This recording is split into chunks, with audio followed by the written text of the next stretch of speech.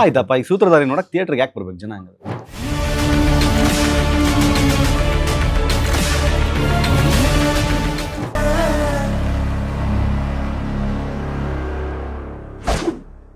ಯಾರನ್ನಾದ್ರೂ ಮಿಸ್ ಮಾಡ್ಕೋತಾ ಇದೀರಾ?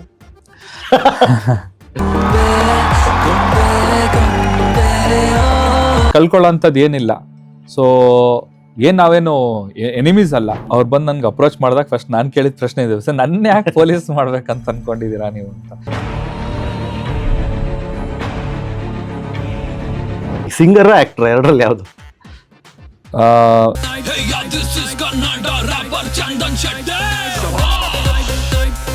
ನಾನು ಎಷ್ಟು ಚೆನ್ನಾಗಿ ಹೇಳ್ಬೋದು ಬೇಕಾದ್ರೆ, ನಾನು ಅದ್ಭುತವಾಗಿ ಹಾಡ್ಬಿಟ್ಟಿದ್ದೀನಿ ಅದನ್ನ, ನಂತರ ಆಡಕ್ ಸಾಧ್ಯನೇ ಇಲ್ಲ ಅಂತ. ಈ ಸಿನಿಮಾದಲ್ಲಿ ಏನಂದ್ರೆ ಒಬ್ಬ ಕಿಲ್ಲರ್ ಒಬ್ರನ್ನ ಟಾರ್ಗೆಟ್ ಮಾಡ್ತಾನೆ. ಆ ಟಾರ್ಗೆಟ್ ಆದವರು ಅವ್ರಾಗೆ ಅವ್ರು ಸೂಸೈಡ್ ಮಾಡ್ಕೊಂಡು ಸಾಯ್ತಾ ಇರ್ತಾರೆ. ವೆಯ್ಟ್ ಮಾಡಿ ಏನ್ ಪ್ರಯೋಜನ? ಒಂದೂವರೆ ಗಂಟೆಲಿ ಅವರೇ ಸೂಸೈಡ್ ಮಾಡ್ಕೊಂಡು ಸಾಯ್ತಾರೆ. ಇಡೀ cinema my face will be full tensed last ವರ್ಗು. ತಿಕ್ಕ ಎಲ್ಲ ಮಾತಾಡಿದ್ರೆ ತಲೆ ತೂತ ಮಾಡ್ಬಿಡ್ತಾರೆ.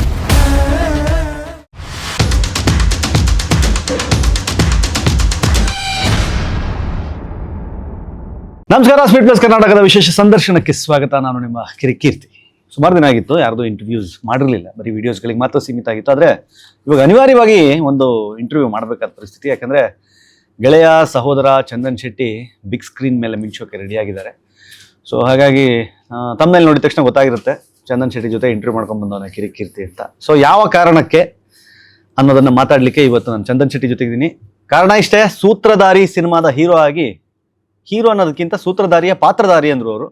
ಸೊ ಆ ಪಾತ್ರಧಾರಿ ಸೂತ್ರಧಾರಿಲಿ ಏನೇನ್ ಮಾಡಿದ್ದಾರೆ ಮಾತಾಡ್ಸ್ಕೊಂಡು. Chandu, hi, welcome to the show man.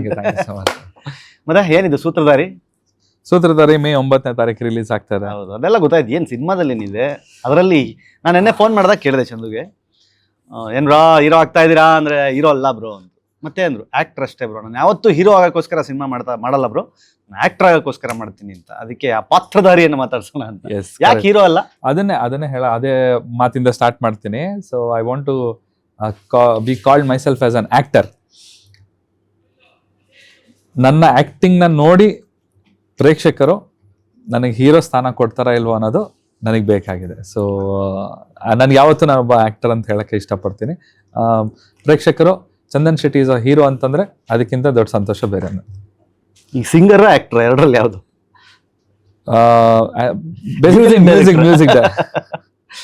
Basically music is my soul. So acting is my new, ಇವಾಗ ಹೊಸದಾಗಿ ಸ್ಟಾರ್ಟ್ ಮಾಡ್ತಾ ಇರುವಂತ ಒಂದು ಹೊಸ ನನ್ನ ಜೀವನದ ಒಂದು ಹೊಸ ಆಯಾಮ ಇದು, ಆಕ್ಟಿಂಗ್, ಒಬ್ಬ ಆಕ್ಟರ್. ಸೊ ನನಗೂ ಗೊತ್ತಿರಲಿಲ್ಲ ನಾನು ಒಬ್ಬ ಆಕ್ಟರ್ ಆಗ್ತೀನಿ ಅನ್ನೋ ಯಾವ ಐಡಿಯಾನೂ ಇರಲಿಲ್ಲ. ನಿಮಗೂ ಗೊತ್ತಿದೆ, ಅದು ಆಗ್ಬೇಕಾಗಿದ್ರೆ ಯಾವಾಗಲೂ ಆಗ್ಬೇಕಾಗಿತ್ತು. ಸ್ಟಾರ್ಟಿಂಗಲ್ಲೇ ಬಿಗ್ ಬಾಸ್ ಮುಗಿಸಿದ ತಕ್ಷಣನೇ ಆಗಬೇಕಾಗಿತ್ತು. ಬಟ್ ನಾನು ವೆಯ್ಟ್ ಮಾಡಿದ್ದು ಸಂಗೀತ ಕ್ಷೇತ್ರದಲ್ಲೇ ಜಾಸ್ತಿ ಅಚೀವ್ಮೆಂಟ್ ಮಾಡೋಣ ಅಂತ ವೆಯ್ಟ್ ಮಾಡ್ತಾ ಇದ್ದೆ. ಸೊ ಆಪರ್ಚುನಿಟಿ ಬಂತು. ಫಸ್ಟ್ ಎಲ್ಲರ ಕಾಲಿಳಿತ ಕಾಲ ಬಂತು, ಅದು ಮಾಡಿದೆ. ಆದ್ಮೇಲೆ ಸೂತ್ರಧಾರಿ ಬಂತು, ಅದು ಮಾಡಿದೆ. ಸೊ ಇವಾಗ ರಿಲೀಸ್ಗೆ ರೆಡಿ ಇದೆ. ಕಷ್ಟ ಸಿಂಗಿಂಗ್ ಆಕ್ಟಿಂಗ್? ಸದ್ಯಕ್ಕೆ ಇವಾಗ ಡೈರೆಕ್ಷನ್, ಸದ್ಯಕ್ಕೆ ಆಕ್ಟಿಂಗ್ ಕಷ್ಟ ಅಂತ ಅಂದ್ರೆ ಹೊಸದಲ್ವಾ. ಸೊ ಬಿಗಿನಿಂಗ್ ಡೇಸ್ ಅಲ್ಲಿ ನಾನು ಮ್ಯೂಸಿಕ್ ಮಾಡ್ಬೇಕಾದ್ರೆ ಅವಾಗ ನಂಗೆ ಮ್ಯೂಸಿಕ್ ಕಷ್ಟ ಆಗಿತ್ತು. ಮ್ಯೂಸಿಕ್ ಮಾಡೋದಂದ್ರೆ ಹೌ ಟು ಕ್ರ್ಯಾಕ್, ಅಂದ್ರೆ ಒಂದು ಹಿಟ್ ಸಾಂಗ್ ನ ಕ್ರಿಯೇಟ್ ಮಾಡೋದು ಹೇಗೆ ಅನ್ನೋದನ್ನ ಕ್ರ್ಯಾಕ್ ಮಾಡೋಕೆ ಸಾಕಷ್ಟು ವರ್ಷ, ಒಂದು 6-7 ವರ್ಷ ತಗೊಂಡಿದ್ದೀನಿ ನಾನು ಒಂದು ಸಕ್ಸಸ್ನ ಪಡೆಯೋಕ್ಕೆ ಮ್ಯೂಸಿಕ್ ಇಂಡಸ್ಟ್ರಿಯಲ್ಲಿ. ಸೊ ಆಕ್ಟಿಂಗ್ ಅಲ್ಲಿ ಇವಾಗ ಪಾದಾರ್ಪಣೆ ಮಾಡಿದ್ದೀನಿ. ಗೊತ್ತಿಲ್ಲ ಯಾವಾಗ ಸಕ್ಸಸ್ ಈ ಸಿನಿಮಾದಲ್ಲೇ ಸಿಗುತ್ತಾ ಇಲ್ಲ ಮುಂಬರುವ ಸಿನಿಮಾಗಳಲ್ಲಿ ಸಿಗುತ್ತಾ ಗೊತ್ತಿಲ್ಲ. ಯಾಕೆ ಸೂತ್ರಧಾರಿ ಚಂದನ್ ಶೆಟ್ಟಿನೇ ಬೇಕು ಅಂತ ಅನ್ನಿಸ್ತು? ಪ್ರೊಡ್ಯೂಸರ್ಗಾಗ್ಲಿ, ಡೈರೆಕ್ಟರ್ಗಾಗ್ಲಿ, ಇಲ್ಲ ಕಿರಣ್ಗಾಗ್ಲಿ ಅಂತ ನವರಸನ್ಗಾಗ್ಲಿ ಅವ್ರು ಬಂದ್ಬಿಟ್ಟಿಲ್ಲ ಚಂದನ್ ಶೆಟ್ಟಿ ಮಾಡಿದ್ರೆ ಚೆನ್ನಾಗಿರುತ್ತೆ ಇದು. ಸೊ ಅಂದ್ರೆ ಒಂದು ಕಾಪ್ ರೋಲ್ ಅಲ್ವಾ? ಕರೆಕ್ಟ್. ಪೊಲೀಸ್. ಈ ಡೌಟ್ ನನಗೂ ಇತ್ತು. ಅವ್ರು ಬಂದು ನನ್ಗೆ ಅಪ್ರೋಚ್ ಮಾಡಿದಾಗ ಫಸ್ಟ್ ನಾನು ಕೇಳಿದ ಪ್ರಶ್ನೆ ಇದೆ, ಸರ್ ನನ್ನ ಯಾಕೆ ಪೊಲೀಸ್ ಮಾಡ್ಬೇಕಂತ ಅನ್ಕೊಂಡಿದ್ದೀರಾ ನೀವು ಅಂತ. ಇಲ್ಲ ನಿಮ್ಗೆ ನವರಸನ್ ಅವರು ಇಸ್ ವೆರಿ ಕಾನ್ಫಿಡೆಂಟ್, ಇಲ್ಲ ನಿಮ್ಮಲ್ಲಿ ಪೊಟೆನ್ಷಿಯಲ್ ಇದೆ, ನೀವು ಮಾಡ್ತೀರಾ, ನಿಮ್ಮ ಆಕ್ಟಿಂಗ್ ಸ್ಕಿಲ್ಸ್ ಇದೆ, ಬಿಕಾಸ್ ನಿಮ್ಮ ವಿಡಿಯೋಸ್ ಎಲ್ಲ ನೋಡಿದ್ದೀನಿ, ಮ್ಯೂಸಿಕ್ ವಿಡಿಯೋದಲ್ಲೂ ಆಕ್ಟಿಂಗ್ ಮಾಡಲೇಬೇಕು, ಸುಮ್ಮನೆ ಅಂತೂ ಮಾಡೋಕ್ಕಾಗಲ್ಲ, ಆಕ್ಟ್ ಮಾಡಿದ್ದೀರಾ. ಸೊ ನನಗೆ ಕಾನ್ಫಿಡೆನ್ಸ್ ಇದೆ. ಬೇಸಿಕಲಿ ಅವ್ರಿಗೆ ಏನಾಗಬೇಕಿತ್ತು ಅಂತಂದ್ರೆ ಒಂದು ಫೆಮಿಲಿಯರ್ ಫೇಸ್ ಬೇಕಿತ್ತು, ಆದ್ರೆ ಸಿನಿಮಾದಲ್ಲಿ ಇರಬಾರ್ದು. ಕರೆಕ್ಟ್, ಪಾಪ್ಯುಲರ್ ಇರಬೇಕು, ಬಟ್ ಪಾಪ್ಯುಲರ್ ಗೊತ್ತಿರಬೇಕು, ಸಿನಿಮಾ ಮಾಡಿರಬಾರ್ದು. ಸೊ ಆ ಸಿನಿಮಾದಲ್ಲಿ ನನ್ನ ಚೆಕ್ ಲಿಸ್ಟ್ ಅಲ್ಲಿ ನನ್ನ ಹೆಸರು ಇತ್ತು. ಸೊ ಅದನ್ನ ಟಿಕ್ ಮಾಡಿದ್ರು ಅಷ್ಟೇ. ಬಟ್ ನಿಮ್ಗೆ ಅನ್ನಿಸ್ತಾ ಸಿನಿಮಾ ಎಲ್ಲ ಕಂಪ್ಲೀಟ್ ಆದ್ಮೇಲೆ ಇಟ್ಸ್ ವರ್ತ್ ಡೂಯಿಂಗು, ಚೆನ್ನಾಗಿದೆ, ಸಗದಾಗಿ ಮಾಡಿದ್ದೀನಿ, ಅಥವಾ ಕತೆ ಹೇಳಕ್ಕಾಗಲ್ಲ, ಬಟ್ ಆದ್ರೆ ನಾನು ಪಾತ್ರಕ್ಕೆ ಸೆಟ್ ಆದೆ ಅಂತ ನಿಮ್ಗೆ ಅನ್ನಿಸ್ತಾ ಅಂತ?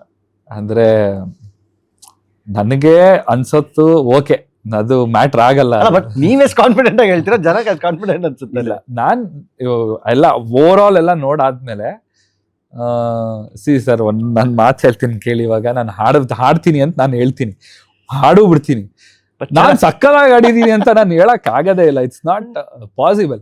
ಜನ ಹೇಳ್ಬೇಕು ಅದನ್ನ. ನಾನು ಎಷ್ಟು ಚೆನ್ನಾಗಿ ಹೇಳ್ಬೋದು ಬೇಕಾದ್ರೆ, ನಾನು ಅದ್ಭುತವಾಗಿ ಹಾಡ್ಬಿಟ್ಟಿದೀನಿ, ಅದನ್ನ ನಂತರ ಆಡಕ್ ಸಾಧ್ಯನೇ ಇಲ್ಲ ಅಂತ. ಅದೆಲ್ಲ ತಪ್ಪು ಸಹ, ಅದೆಲ್ಲ ಹೇಳಲೇಬಾರ್ದು ಅದೆಲ್ಲ. ಸೊ ಮಾಡಿದೀನಿ, ಆಕ್ಟ್ ಮಾಡಕ್ ಪ್ರಯತ್ನ ಪಡ್ತೀನಿ. ಆಯ್ತಪ್ಪ, ಈ ಸೂತ್ರಧಾರಿ ನೋಡಕ್ ಥಿಯೇಟರ್ಗೆ ಯಾಕೆ ಬರ್ಬೇಕು ಜನ?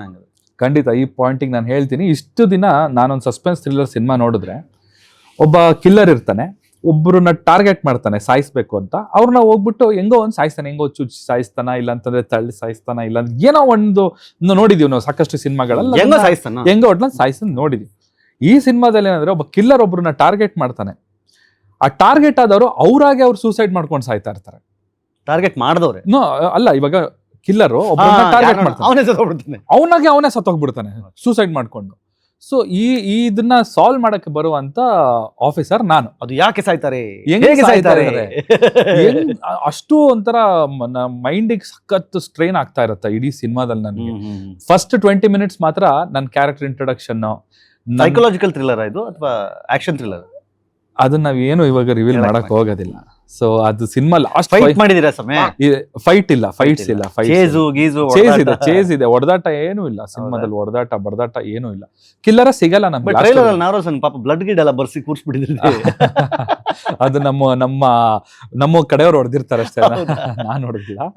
ಸೊ ಬೇಸಿಕಲಿ ಏನಂದ್ರೆ, ಇಲ್ಲಿ ನನ್ನ ಕ್ಯಾರೆಕ್ಟರ್ಗೆ ಬಿಲ್ಡಪ್ ಆಗ್ಲಿ, ಹಿಂಗ್ ಕಾಲಿಟ್ಟ ತಕ್ಷಣ ಧೂಳು ಎಗರೋದಾಗ್ಲಿ, ಇಲ್ಲ ಸ್ಲೋ ಮೋಷನ್ ಅಲ್ಲಿ ವಾಕ್ ಮಾಡೋದಾಗ್ಲಿ, ಅದೇನೂ ಇಲ್ಲ. ಕ್ಯಾರೆಕ್ಟರ್ ತರ ಟ್ರೀಟ್ ಮಾಡಿದ್ದಾರೆ. ಜಸ್ಟ್ ಲೈಕ್ ಒಂದು ನಾರ್ಮಲ್ ರಿಯಲಿಸ್ಟಿಕ್ ಸಿನಿಮಾ ತರ ಇರ್ತಿದೆ.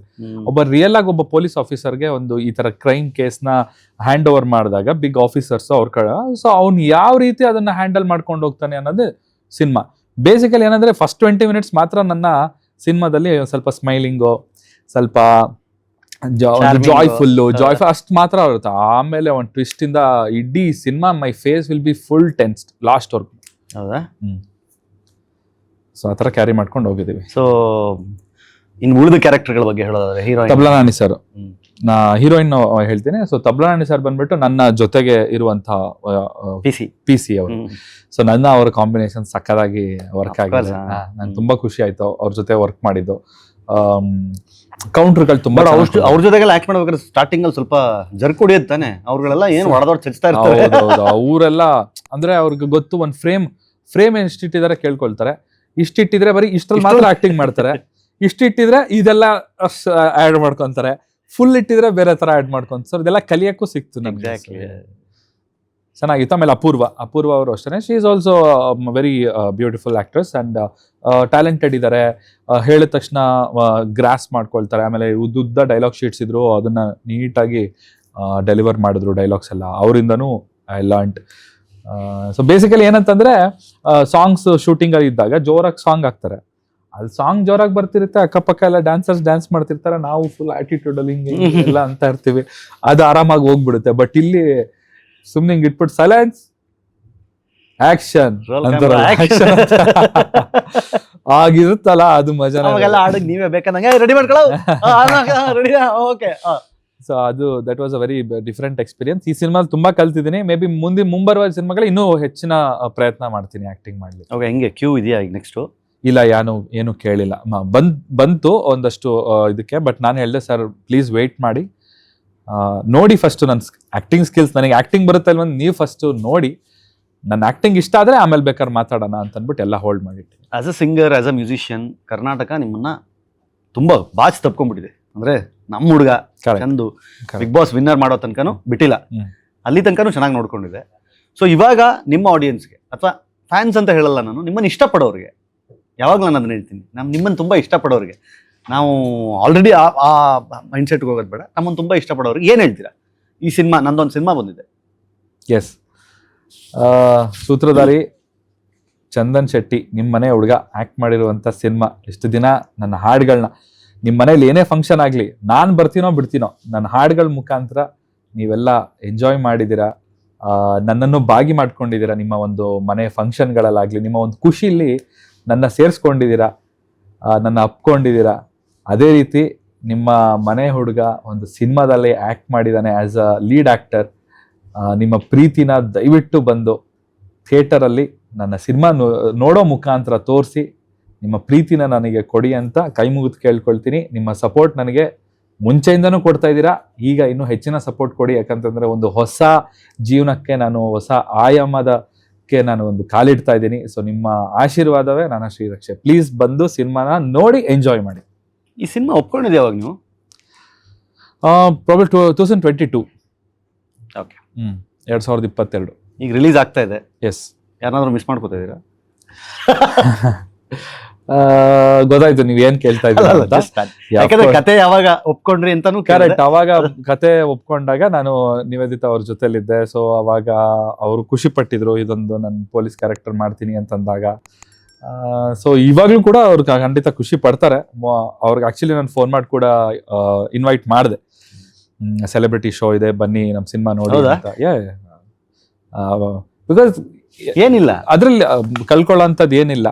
ಸೊ ನಾವೇನು ಎನಿಮೀಸ್ ಅಲ್ಲ, ನಾವೇನು ಅದೇನ್ ಬಾ ನಾನು ಮಾಡಿದೀನಿ ನೋಡು ಅಂತಾನು ಅಲ್ಲ. ಆತರ ಏನು ಇಲ್ಲ, ಬಾ ಏನ್ ಮಾಡಿ ಆತರನು ಏನೂ ಇಲ್ಲ.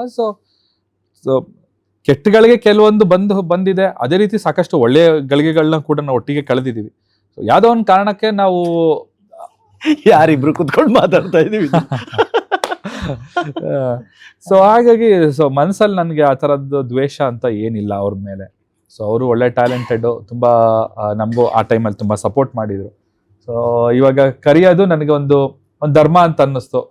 ಕರೆಕ್ಟ್, ಕರಿಬೇಕು ಅಂತ ಅನ್ನಿಸ್ತು ಮನಸ್ಸಿಗೆ. ಸೊ ಫೋನ್ ಮಾಡಿ ಕರೆದೆ, ಬನ್ನಿ ಅಂತ ಕರೆದೆ. ಬರೋದು ಬಿಡೋದು ಅವ್ರ ಇಷ್ಟ. ಎಸ್. ಇವಾಗ ನಿವೇದಿತಾ ಮ್ಯಾಟರ್ ಬಂದಿದ್ದು ಕೇಳ್ತೀನಿ. ಮಧುರಾಕ್ಷಸಿ ಕಂಪ್ಲೀಟ್ ಆಯ್ತಾ? Yes, completed. ಅವತ್ತು ಲಾಸ್ಟ್ ಪ್ರೆಸ್ ಮೀಟ್ ಒಂದು ಶೂಟ್ ದಿವಸ ನಾನು ಅವರು ಒಂದು ತಪ್ಕೊಳ್ಳೋದು ಒಂದು ಸೀನ್ ಎಲ್ಲ ಆಯ್ತು. ಸೊ ಅದರಿಂದ ಸಾಕಷ್ಟು ಜನ ಅನ್ಕೊಂಡ್ರು ನಾವು ಮತ್ತೆ ಏನೋ ಒಂದಾಗ್ತಾ ಇದ್ದಾರೆ. ಫಸ್ಟಿಗೆ ಹಂಗೆ ಹೋಗಿದ್ದು, ಮತ್ತೆ ಒಂದಾದ ಹೌದು ತಮ್ನೇಲ್ಗಳ ಹಾವಳಿಗಳಿಂದ. ಸೊ ಅದಂಗ ಆಯ್ತು. ಸೊ ಆ ಥರ ಏನಿಲ್ಲ, ಅದು ಸಿನಿಮಾ ಶೂಟಿಂಗ್ ಆಗಿತ್ತು ಅಷ್ಟೇನೆ. ಅದು ಮುಗಿಸ್ತಾ ಇದೆ, ಆಯ್ತು. ಯಾವಾಗ ಅದು ರಿಲೀಸ್ ಯಾವಾಗಿದೆ ಅದು ನೆಕ್ಸ್ಟ್? ಅದು ಗೊತ್ತಿಲ್ಲ, ಡೈರೆಕ್ಟರ್ ಪುನೀತ್ ಅವರು ಹೇಳಬೇಕು. ಬೀಟ್ಲೆಸ್ ಕರ್ನಾಟಕ.